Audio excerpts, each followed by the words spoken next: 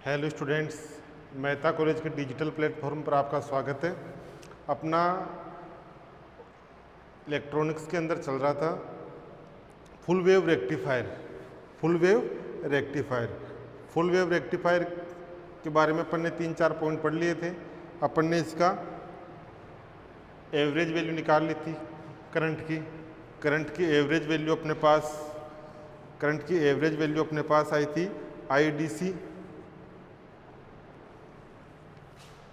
IDC 2Im upon pi. आई का मान आया था 2Im अपॉन पाई। इसके बाद अपन ने इसका RMS वैल्यू निकाल ली थी। RMS वैल्यू आई थी RMS वैल्यू आई थी इसकी Im अपॉन √2, ये वैल्यू आई थी। इसके बाद अपने इसका EDC निकाल लिया था, IRMS से इसका ERMS निकाल लिया था। इसके बाद अपन ने इसका एफिशिएंसी निकाल ली थी। एफिशिएंसी आई थी 81.2 अपॉन 1 + R/RL%। आज वोल्टेज रिपल फैक्टर, हेडिंग डालो रिपल फैक्टर। चौथा पॉइंट है रिपल फैक्टर, उर्मिका गुणांक। उर्मिका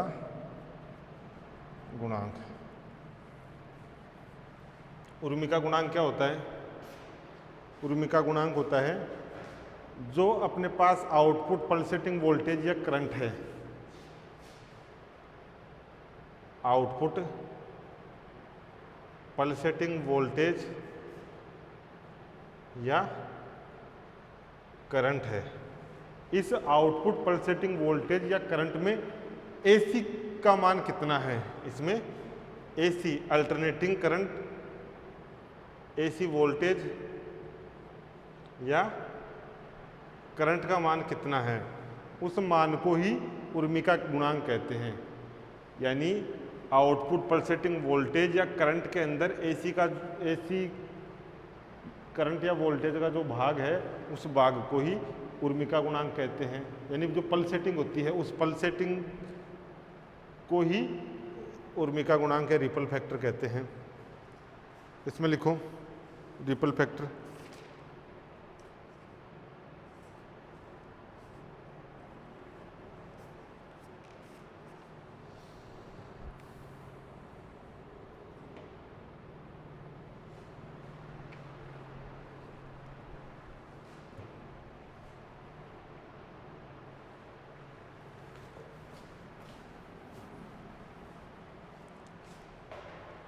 रिपल फैक्टर को R से बताते हैं। R होता है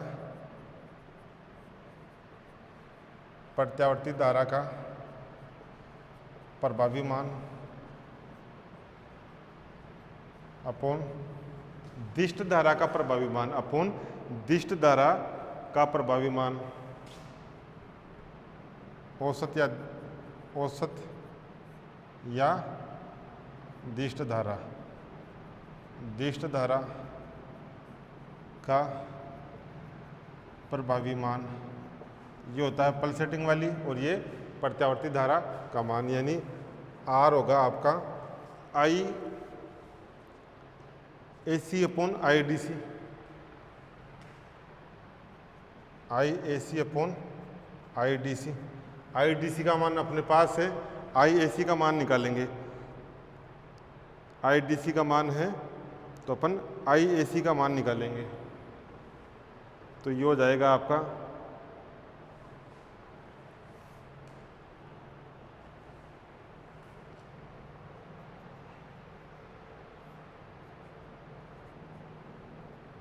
-1/2। ये हो गया IRMS minus IRMS upon I² DC -1।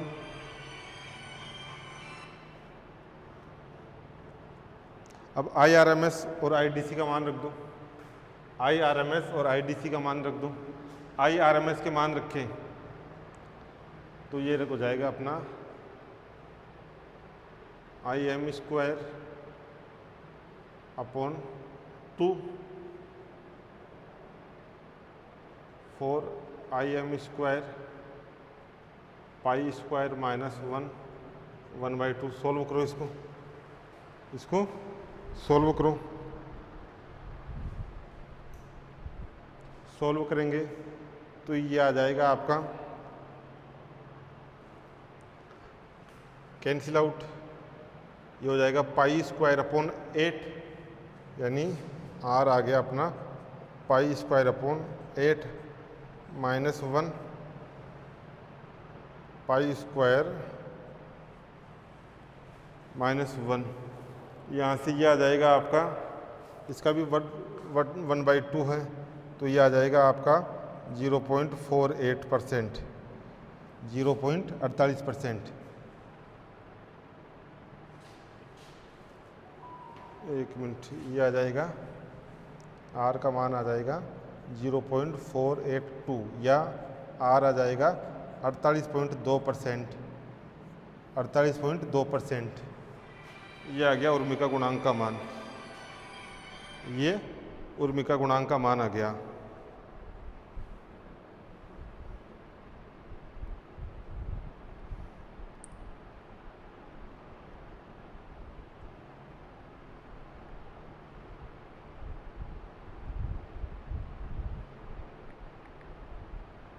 ये उर्मी का गुणांक का मान आ गया।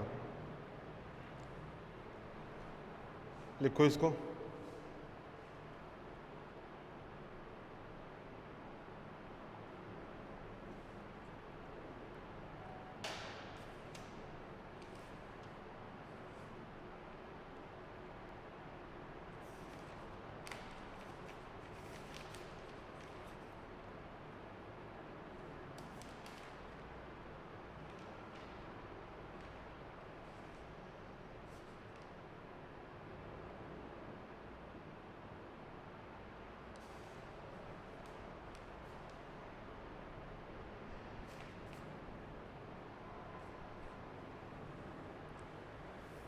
ये हो गया रिपल फैक्टर 48.2%। इसके बाद लिखो आप voltage regulation.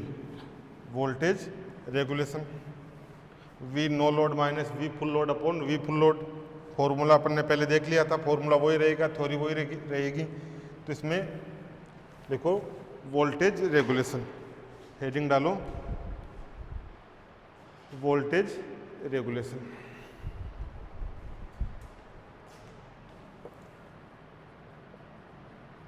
Voltage regulation theory वही है। तो इसमें लिखो लोड रेसिस्टेंस के सिरों पर एवरेज वोल्टेज।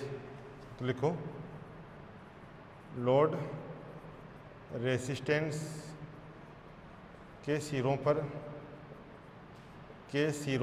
लोड रेसिस्टेंस के सिरों पर आउटपुट वोल्टेज, सिरों पर आउटपुट वोल्टेज क्या हो जाएगा। अपने पास ये आईडीसी है ही, आईडीसी इस लोड रेसिस्टेंस में फ्लो हो रही थी, ये आईडीसी इसका मान आरएल, तो वोल्टेज कितना हो जाएगा आईडीसी इंटू आरएल। ईडीसी का मान कितना हो जाएगा, ईडीसी हो जाएगा IDC into RL, V equal to I R से। तो ये हो जाएगा आपका ईडीसी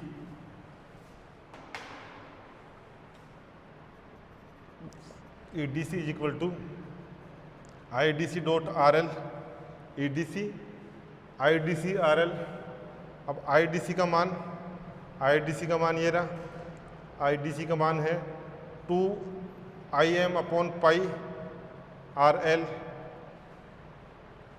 इसको क्या लिख सकते हैं, Im का मान EM upon R plus RL. इसको लिख सकते हैं 2EM dot RL pi R plus RL.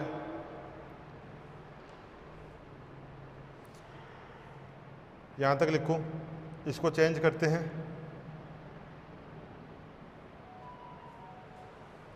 ये आ गया ईडीसी का मान।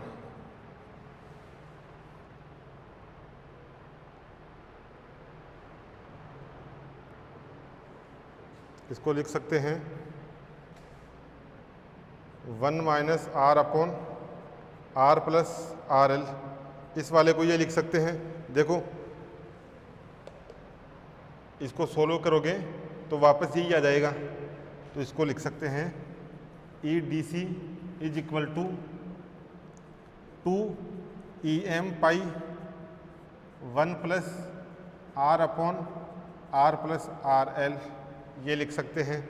इसको माइनस है ये, इसको अंदर मल्टीप्लाई कर देंगे, एक वोल्टेज सोर्स ये बन जाएगा, दूसरा वोल्टेज सोर्स ये बन जाएगा।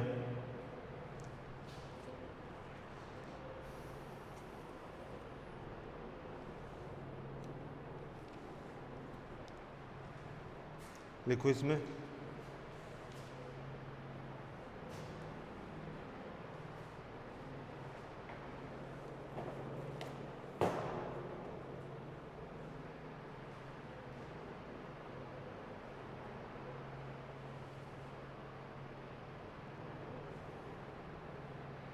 अंदर मल्टीप्लाई कर देंगे तो ये आ जाएगा आपका, इसको मैं हटा देता हूँ, ये हो जाएगा आपका E D C is equal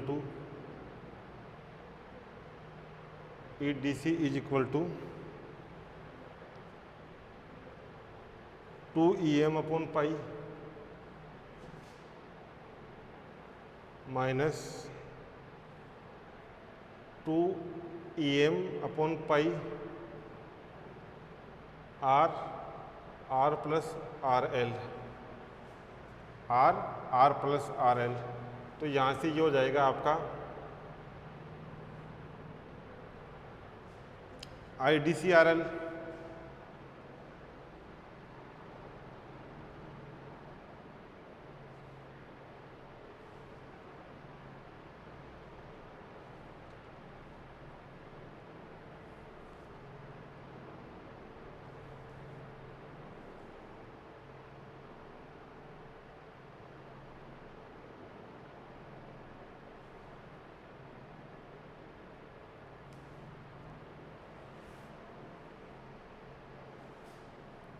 इसको लिख सकते हैं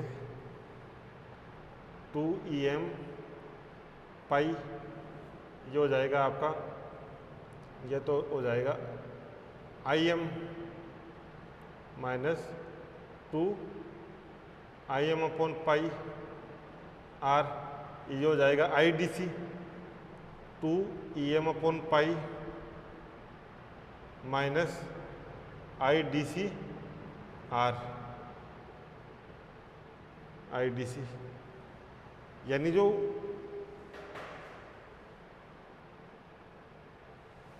फुल वेव रेक्टिफायर है, फुल वेव रेक्टिफायर एक वोल्टेज सोर्स की तरह कार्य करता है जिसका आंतरिक प्रतिरोध R हो, अर्थात फुल वेव रेक्टिफायर एक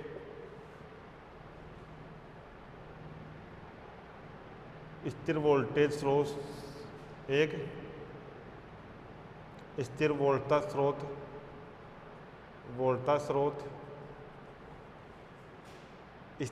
स्रोत 2 पाई की तरह व्यवहार करता है, जिसका आंतरिक प्रतिरोध R हो, जिसका आंतरिक प्रतिरोध R हो।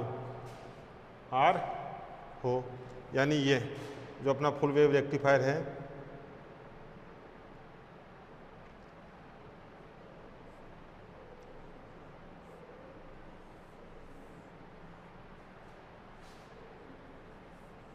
RL, इसकी तरह व्यवहार करता है। जहाँ इसका मान तो कितना आ गया, इसका मान तो है आपका 2 अपॉन पाई, ये है R और यहाँ फ्लो हो रही है IDC।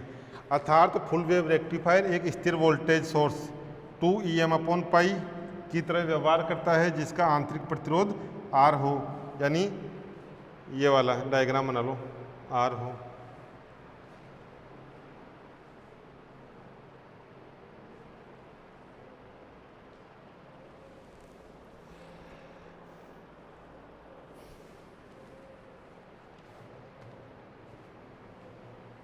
फॉर्मूले में रखो मान और इसको करो सोल्व। फॉर्मूला क्या था?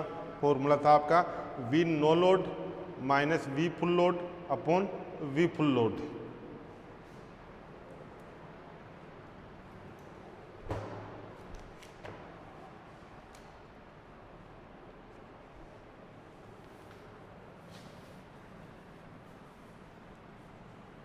नो लोड कितना आ गया? नो लोड तो आ गया 2 EM upon pi, full load आ गया ये,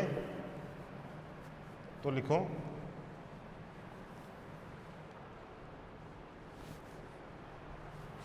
रेगुलेशन के सूत्र से, वोल्टेज रेगुलेशन सूत्र से, वोल्टेज रेगुलेशन सूत्र से, वोल्टेज रेगुलेशन सूत्र से क्या हो जाएगा? V नो लोड, सॉरी इसको, हाँ, V no load minus V full load upon V full load, ये हो जाएगा V रेगुलेशन, वोल्टेज रेगुलेशन हो जाएगा V no load minus V full load upon V full load. मान रख दो, नो लोड का मान है आपका 2 EM upon pi minus full load ये, तो ये हो जाएगा आपका minus 2 EM upon pi minus IDC R upon 2 EM upon pi minus IDC R। यहाँ से देखो ये तो जाएगा कैंसिल आउट, ये हो जाएगा माइनस है तो प्लस, अपने पास VR का मान आ गया, VR का मान आ जाएगा IDC R और 2 EM upon pi minus IDC R, ये मान आ गया।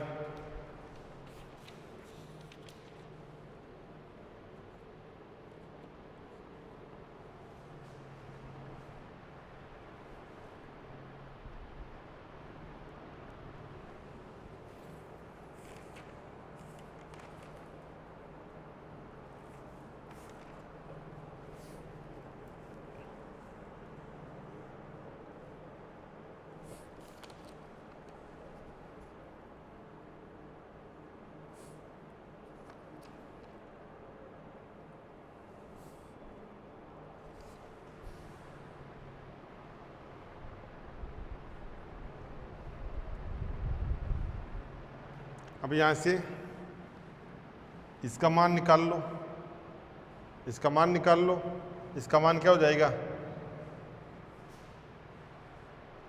या तो इसको निकाल लो, KVL से निकाल लो। एक निश्चित दिशा में चलते हुए सभी धाराओं, सभी वोल्टाओं के बीजगणितीय योग का मान 0 होता है, तो वहाँ से आ जाएगा,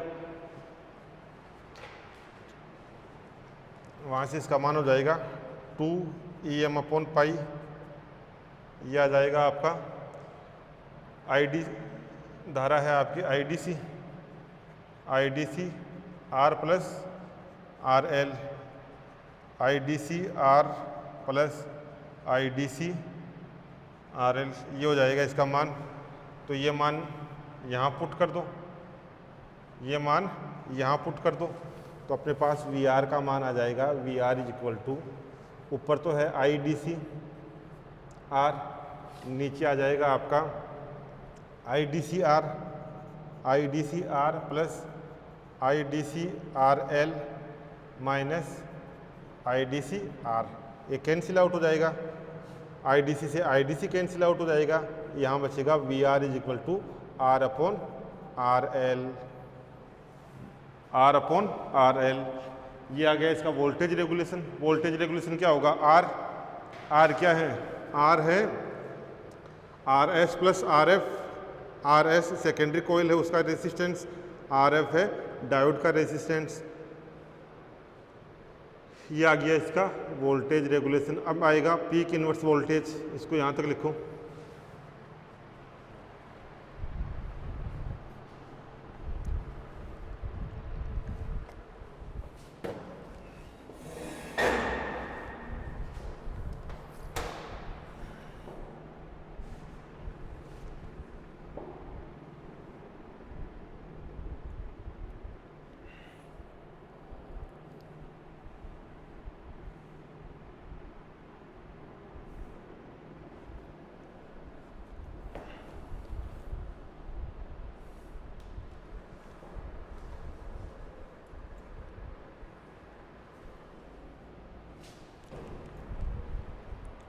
लिखो इसको।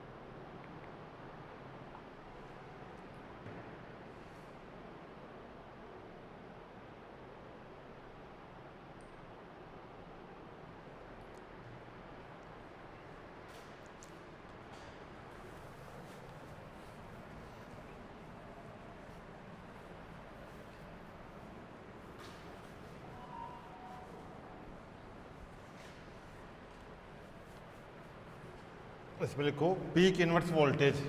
नेक्स्ट लिखो प्रतीप शिखर वोल्टता। Peak inverse voltage, peak inverse voltage, peak inverse voltage लिखो। जब एक डायोड चालन अवस्था में होता है तो दूसरे डायोड के एन टर्मिनल पर वोल्टेज ईएम होता है और पी टर्मिनल पर वोल्टेज माइनस ईएम होता है। पी एन, ये डायोड का पी एन डायोड को लिखते हैं, पी हो गया, ये हो गया आपका एन, पी एन। इसको उठा दिया, पी किधर था, ये आपका पी था, ये आपका पी था और ये आपका एन है, पी एन। यदि एक डायोड चालन अवस्था में है तो दूसरे डायोड के एन टर्मिनल पर वोल्टता प्लस ईएम, पी टर्मिनल पर वोल्टता माइनस ईएम होती है, माइनस ईएम होती है, अर्थात डायोड पर वोल्टता 2 ईएम होती है। तो 2 ईएम क्या आ गया, पीक इनवर्स वोल्टेज आ गई डायोड की। तो इसमें लिख लो जब एक डायोड FWR में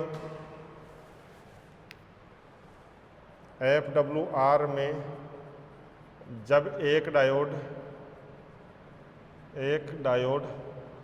चालन अवस्था में होता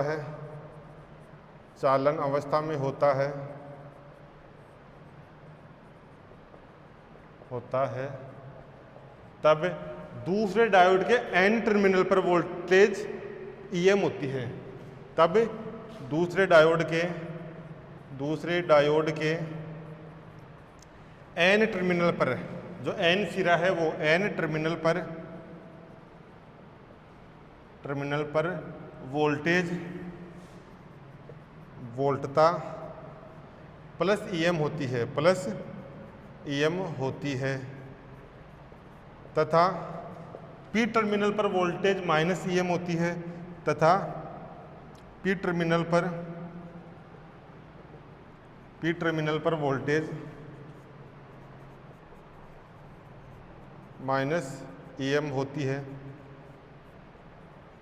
पी टर्मिनल पर ईएम एन टर्मिनल पर ईएम, पी टर्मिनल पर माइनस EM होती है।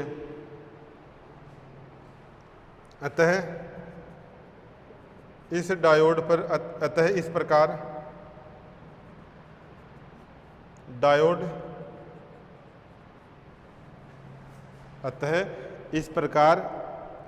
डायोड पर प्रतीप शिखर वोल्टता या पीक इनवर्स वोल्टेज, डायोड पर प्रतीप शिखर वोल्टता पीक इनवर्स वोल्टेज, अतः डायोड पर प्रतीप शिखर वोल्टता 2EM होती है। 2EM होती है 2EM होती है। तो PIV पीक इनवर्स वोल्टेज आ गई 2EM, ये पीक इनवर्स वोल्टेज आ गई। हाफ वेव रेक्टिफायर था, वहाँ आपकी पीक इनवर्स वैल्यू थी या पीक इनवर्स वोल्टेज थी, वो EM आ रही थी, यहाँ पर उसका डबल 2EM, ये हो गया।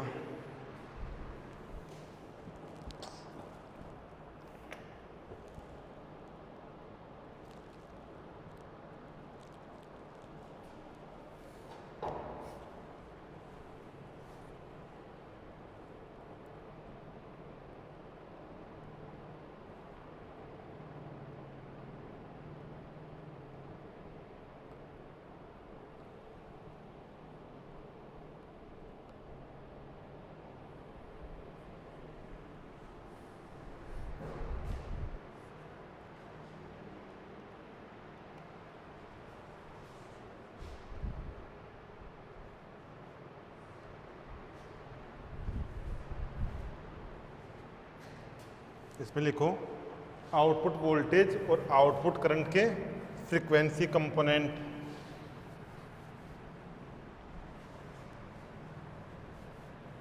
आउटपुट करंट के ही ले लो,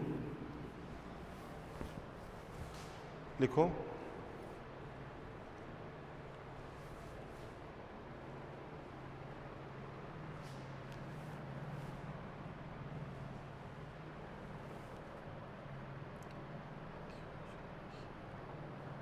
frequency components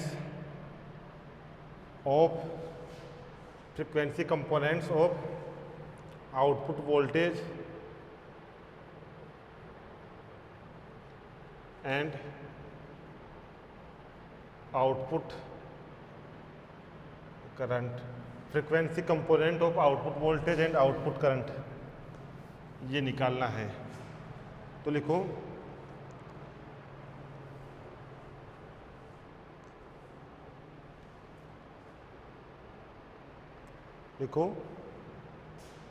output pulsating voltage या करंट का,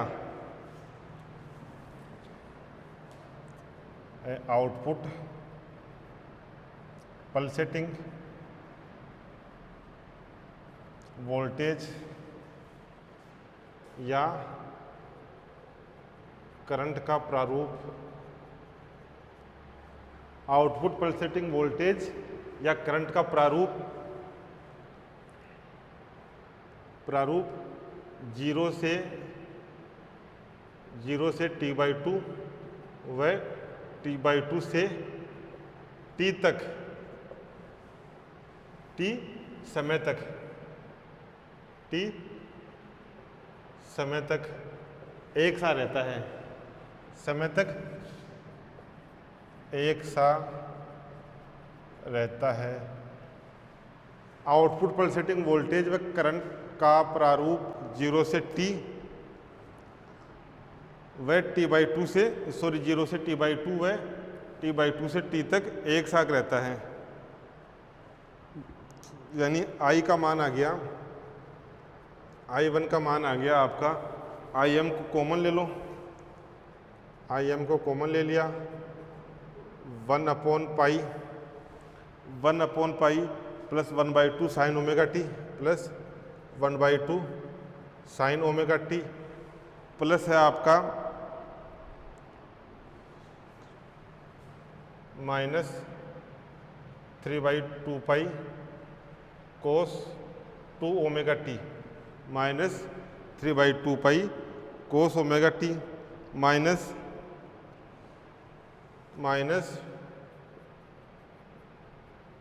कोस 4 omega t.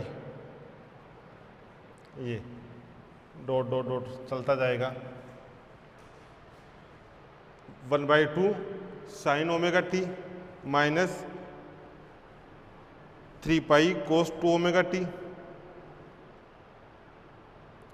Plus 4 pi 2/15 pi cos 4 omega t plus पाई।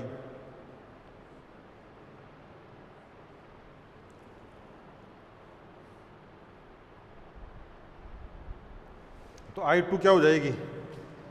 I2 आधे चक्कर में I1 होती है, I0 कांस्टेंट होती है। दूसरे आधे चक्कर में I1 0 होती है, I2 होती है। मतलब फेज डिफरेंस कितना हो गया इनमें? पाई का। I1 और I2 में फेज डिफरेंस पाई का। तो ये हो जाएगी दूसरी Im 1/t प्लस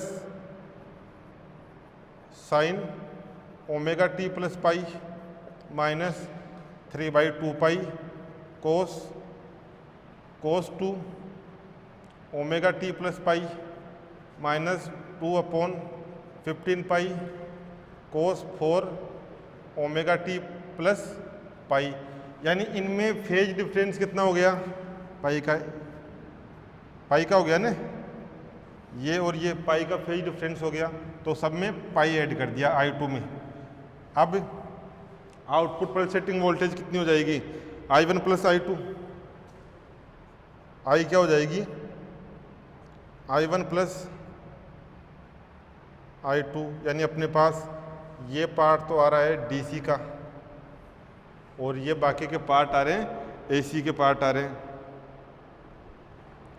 तो ये हो जाएगी अपनी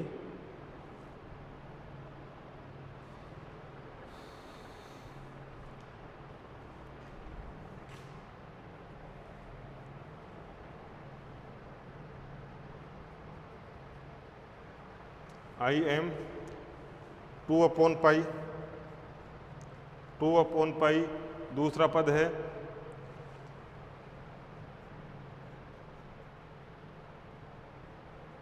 कोस 2 ओमेगा टी माइनस है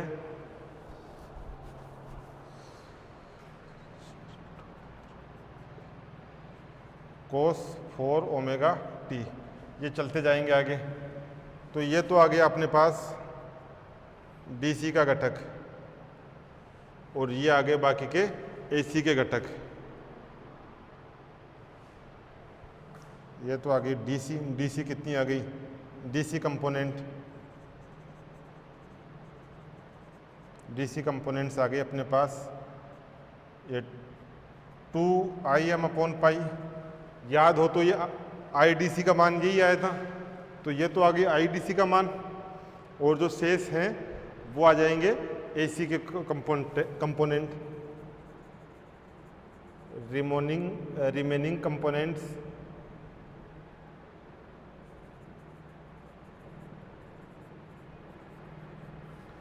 रिमेनिंग करंट आर AC।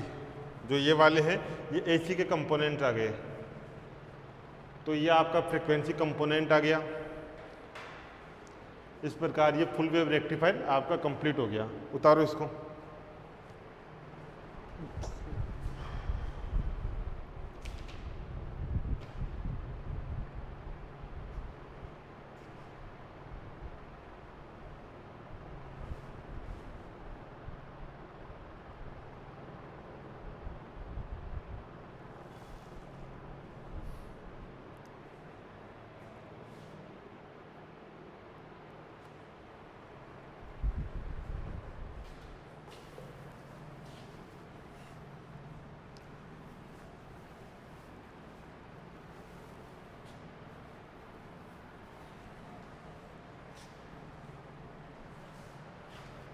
एक हो गया, इनमें डिफरेंस देख लो।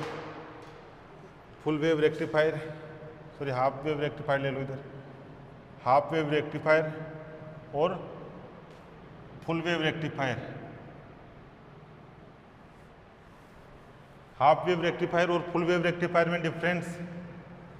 तो सबसे पहले तो आईडीसी का मान, आईडीसी का मान कितना आया था, आईडीसी इधर तो आया था IM/पाई, इधर आया था आईडीसी का मान 2IM/पाई,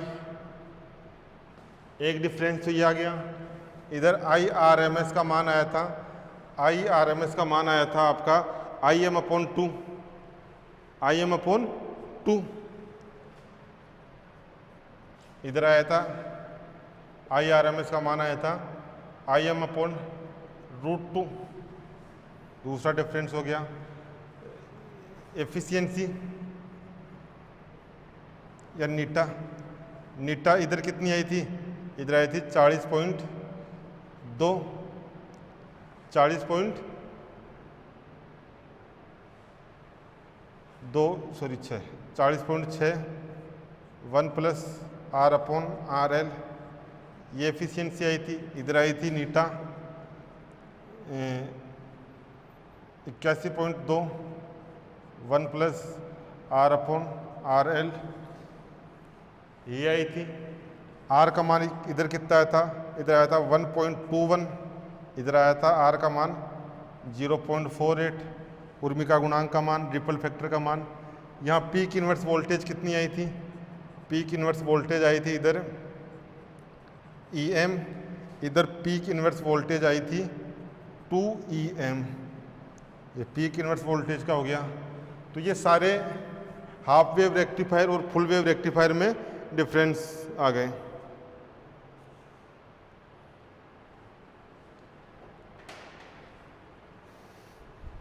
ये फुल वेव रेक्टिफायर यहाँ कंप्लीट हो गया।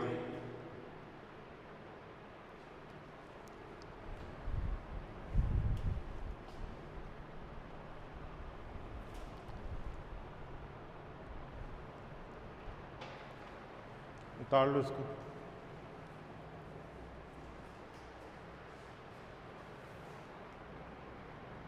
अब यहां पर जो उर्मिका आ रही है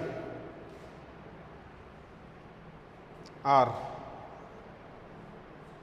हाफ वेव रेक्टिफायर में 1.21 और जो फुल वेव रेक्टिफायर है इसमें 0.48।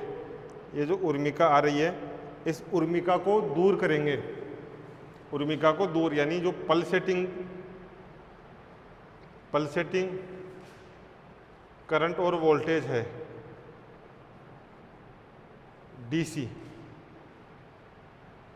या डायरेक्ट पल्सेटिंग करंट और वोल्टेज है, इसमें से इस पल्सेटिंग को निकालेंगे। पल्सेटिंग यानी AC का पार्ट है, तो इस AC के पार्ट को निकालेंगे तो डायरेक्ट करंट या वोल्टेज प्राप्त होगी।